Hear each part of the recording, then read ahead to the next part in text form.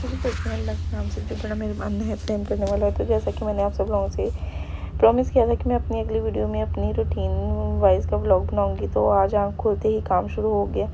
میں صبح اٹھی ہوں، جھاڑو لگائی، پوچھا لگایا، پھر میں چھت پر چلی گئی کیونکہ میں نے آج کپڑے دھونے تھے۔ آج سنڈے کا دن تھا اور جیسا کہ آپ سب لوگ دیکھ سکتے ہیں کہ میں نے اتنے زیادہ کپڑے بھی دھوئے، چھت بھی دھوئی ساتھ ساتھ۔ اور یہ ہم لوگوں کے گھر میں اتنے زیادہ سولر پینلز لگے ہوئے ہیں۔ جب سے سولر پینلز لگے ہیں تب سے ہم لوگوں کو کوئی فکر نہیں ہے، لائٹ آ رہی ہے جا رہی ہے، ہم لوگوں کو کسی بھی چیز کی فکر نہیں ہوتی۔ پھر میں تھوڑی دیر بعد اوپر گئی تو میں نے دیکھا کہ میرے کپڑے سوکھ گئے ہیں اور تب اتنے زیادہ بادل ہو گئے تھے۔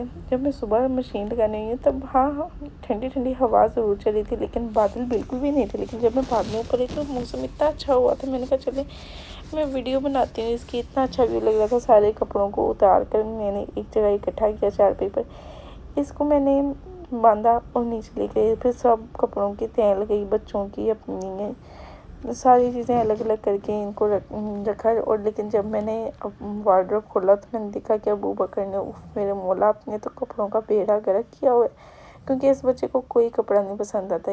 اس کو میں جو سوٹ بھی نکال دوں گی نا، ایسے کہنا ماما نہیں میں نے یہ نہیں پہنا، ماما نہیں یہ تو اچھا ہی نہیں ہے، ماما نہیں یہ کون سا سوٹ آپ نے نکال دیا۔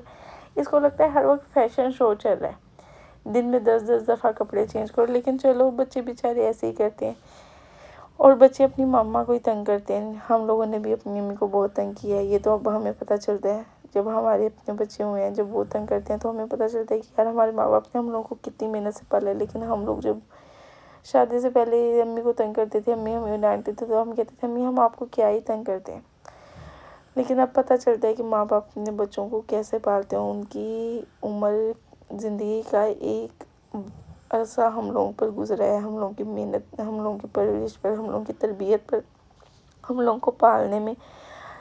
مجھے یاد ہے کہ جب ہم لوگ بیمار ہو جاتے تھے تو ساری ساری رات امی ابو سراہنے پر بیٹھے رہتے تھے اور ہم لوگ تو سکون سے سو جاتے تھے، لیکن امی ابو بیٹھے رہتے تھے کہ شاید ان لوگوں کو کسی چیز کی ضرورت پڑے۔ اور اب جب میرے بیٹے بیمار ہوتے ہیں، میں ان لوگوں کے لیے جاگتی ہوں تو مجھے پتہ چلتا ہے کہ یار ہمارے امی ابو نے ہم لوگوں کے لیے کتنی قربانیاں دی ہیں۔ ہم لوگ تو ڈھیلے منہ سے کہہ دیتے تھے کہ یار آپ نے ہمارے لیے کیا کیا ہے، سب ماں باپ کرتے ہیں، لیکن نہیں، ایسے نہیں کہنا چاہیے۔ مجھے لگتا ہے کہ ہم لوگوں کو اپنی زندگی میں اپنے ماں باپ کو ایک دفعہ تو یہ بات کہہ دینی چاہیے کہ ہم لوگ آپ سے بہت پیار کرتے ہیں۔ اچھا کپڑوں کی تیار گئی، ساری وارڈروب میں نے سیٹ کی۔ پھر اس کے دوران جب میں نے دیکھا کہ میں الماری سیٹ کر رہی ہوں، یہ کیا چیز نکل رہی ہے، پھر میں نے اس کو جب اوپن کیا تو یہ تو میں بھول ہی گئی تھی کہ یار یہ تو ہم نے علی ایکسپریس سے منگوایا تھا، جو کہ انہوں نے بہت بڑی چول ہی ماری تھی بھی ایک قسم کی۔ ہم لوگوں نے منگوایا تھا شو ریک۔ ہم لوگ منگوانا چاہ رہے تھے پلاسٹک کے ڈبے، لیکن نہیں ہم نے وہ نہیں منگوایا۔ ہم نے کہا یار یہ منگوا کے دیکھتے ہیں، یہ کپڑے کا ہے، اس کے اندر چھوٹے چھوٹے اسٹیل کے پائپ سے تھے باریک سے، اور ساتھ پلاسٹک کی چھوٹے چھوٹے سے پیس تھے جن کے اندر وہ پائپ لگنے تھے۔ لیکن مجھے یاد ہے کہ یہ تو میں نے پہلے بھی دیکھا تھا لیکن اس کے پارٹس پورے نہیں تھے، جس کی وجہ سے میں نے اس کو دوبارہ رکھ دیا۔ میں کہا یار دفعہ مارو، جتنی چیز ہے اتنی تو بنا کے رکھیں۔ اس لیے پھر میں نے اس کو بنانا شروع کر دیا۔ جب میں نے اس کو پورا بنایا، پہلے میں نے اس کا پیپر اٹھایا، میں نے اس کو اچھے طریقے سے دیکھا کیونکہ میں بھول گئی تھی کہ یہ کیسے بنا ہے۔ سب سے کم یہ پلاسٹک کے پارٹس تھے، اسی وجہ سے یہ نہیں ہم نے بنایا تھا۔ ہم نے ان کو کمپلین کی کہ آپ لوگوں نے ہمیں پارسل ہمارا پورا نہیں بھیجا، تو انہوں نے آگے سے ڈھیلے منہ سے کہہ دیا کہ کوئی نہیں، ہم آپ لوگوں کو یہ پارسل ہم لوگوں کو دے دیں، یا آپ لوگ ایسا کرو کہ ہم لوگوں سے پیسے لے لو، بلکہ نہیں سوری پارسل بھی آپ لوگ ہی رکھ لو اور پیسے بھی ہم تم لوگوں کو بھیج دیتے ہیں۔ پیسے تو خیر ان لوگوں نے بھیج دیے تھے، یہ کتنے گئے تھے یہ تو مجھے بھی یاد نہیں ہے۔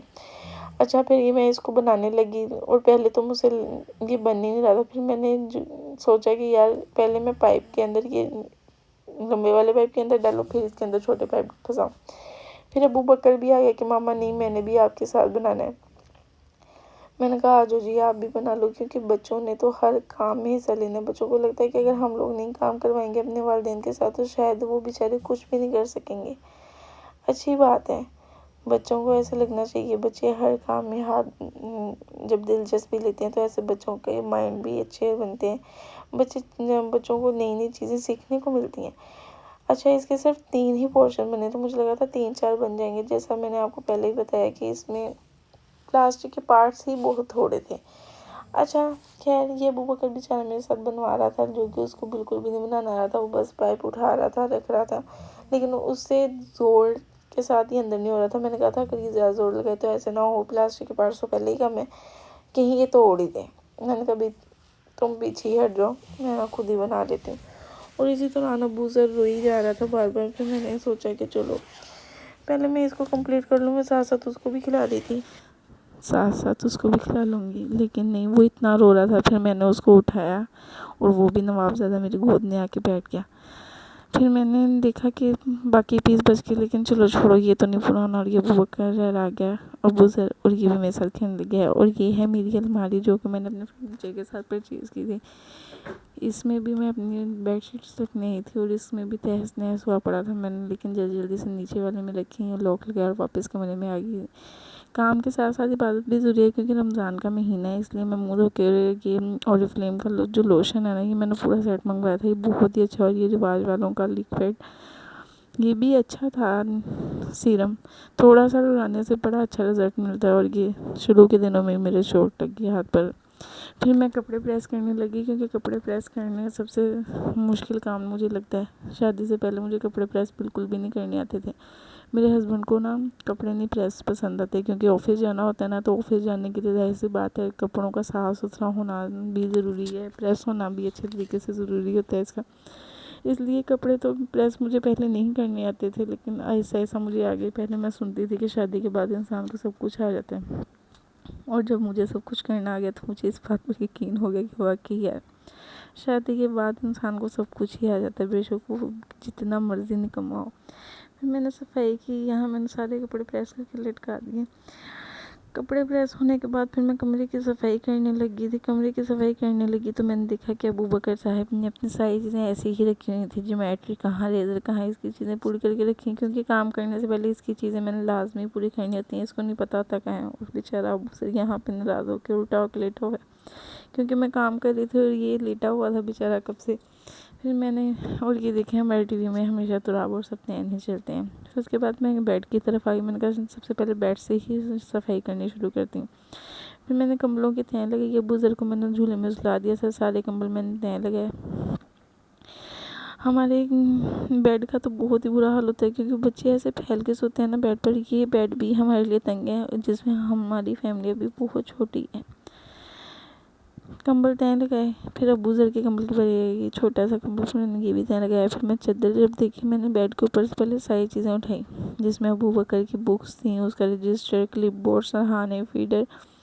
چادر اٹھائی. اچھا چادر تو خراب ہوتی ہے کہ بیڈ کے نیچے والا کور بھی ادھر کونے میں سے نکلتا ہے. اتنا بھاری ایک تو گدا ہے, کور سیٹ کرنا اتنا مشکل کام ہے نا, پتہ نہیں کون سی ریسلنگ ہوتی ہے رات کو بیڈ پر جو خراب ہو جاتی ہے صحیح چادر.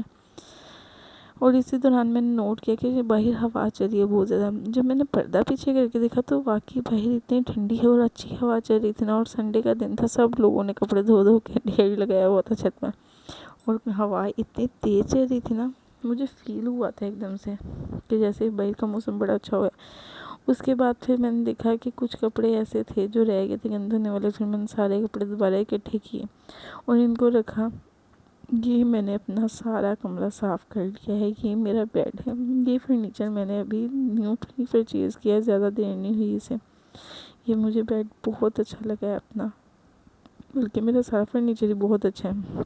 اس کے بعد ٹیبل کی صفائی کی, اور پھر میں کارپیٹ کی جھاڑو نکالنے لگی. جن لوگوں کے گھر میں کارپیٹ ہوگا انہیں تو یہ بات بہت اچھے طریقے سے پتہ ہوگی کہ کارپیٹ کی صفائی کرنا بہت مشکل کام ہے. ایک جگہ پر 3 4 دفعہ جھاڑو مارنا پڑتا ہے, پھر بھی کارپیٹ پر کچرا رہ جاتا ہے. یہ دیکھیے جیسے میں ماری ہوں, لیکن جو چیز چپکی ہوئی ہے دھاگے وغیرہ وہ چپکی ہی رہتے ہیں, کیونکہ کارپیٹ کے اندر چیزیں جا کے پھنس جاتی ہے. ویکیوم کلینر سے ہی اچھے طریقے سے صاف ہوتا ہے, لیکن ویکیوم کلینر سے صفائی کرنے کا بھی ٹائم نہیں تھا, کیونکہ میرا بیبی سویا ہوا تھا. پھر ابوبکر کا یونیفارم میں نے ہاتھ سے دھویا, کیونکہ مشین میں نے پہلے لگائی تھی, ابوبکر بعد میں آیا تھا اسکول سے, اس بیچارے کا یونیفارم دھونے والا رہتا تھا, تو پھر میں نے دھو دیا. اور یہ تھا میرا روٹین وائز व्लॉग جو کہ میں گھر میں روز کام کرتی ہوں. تو ملیں گے انشاءاللہ نیکسٹ ویڈیو میں, تب تک کے لیے اجازت دیجیے. اللہ حافظ.